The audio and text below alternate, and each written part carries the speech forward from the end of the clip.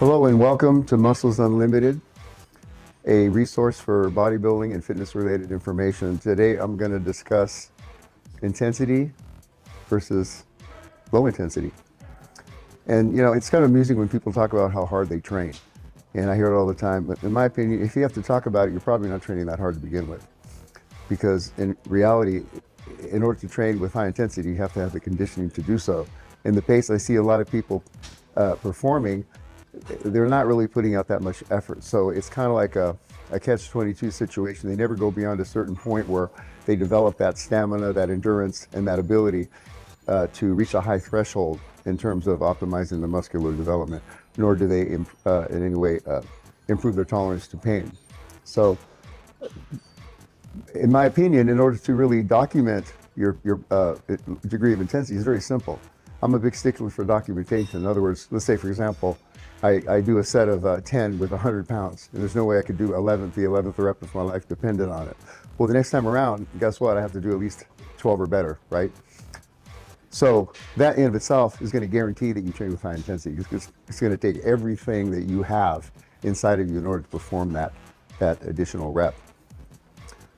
So therefore, high intensity is kind of automatic. One thing about intensity too is that in regards to how it affects the muscle fibers, in my opinion, there's different kinds of muscle fibers that are affected differently. You have muscle fibers that are going to be more affected towards heavier resistance and slightly lower repetitions versus other types of fibers that are going to be affected with higher repetitions and lower resistance. So how does that play out? Well, there's two realms. For example, you take the Olympics, for example. How many sports do you have in the Olympics? There's hundreds. What do they all have in common? The common denominator is that they all require movement, the human body, in order to perform. Yet they're also individually and specific and so unique and specialized that obviously the muscles have to be trained individually, very, very uniquely in order to be proficient in that particular area of sport.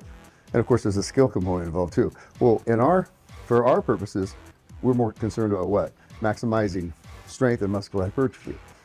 So we have to stay within a certain range. So I think it's common knowledge that from a strength building standpoint, there's certain fibers that contribute more for strength, which are also going to be involved with hypertrophy. So it's going to be hypertrophy / strength fibers versus on the other end of the spectrum, fibers are going to be more endurance based, but are also going to contribute towards muscular hypertrophy. So therefore, what does that tell you? It means that we cannot approach our training with a linear perspective.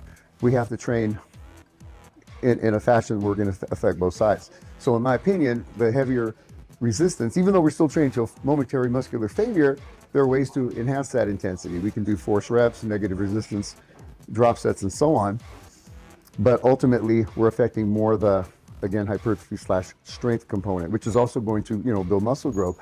But it only takes one bullet to kill a rabbit. So therefore, why would we repeat and do another set similar to doing that with that same approach? Well, what we're going to do now is we're going to follow it up with a set that maybe is maybe less resistance, for example, because you've already got the fatigue factor going in by the time you do your second set, in which case now you're going to be able to control the resistance a little bit more,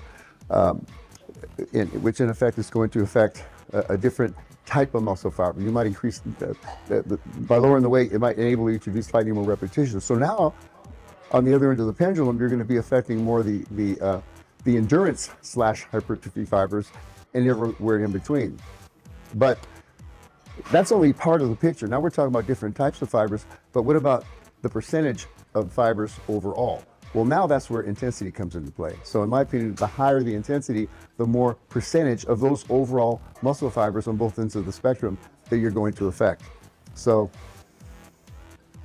we have to make sure that not only do we train with super high intensity, but we have to also train with different rep ranges during the course of a workout to entirely affect the muscle fibers, basically back to front, top to bottom, and backwards and forwards.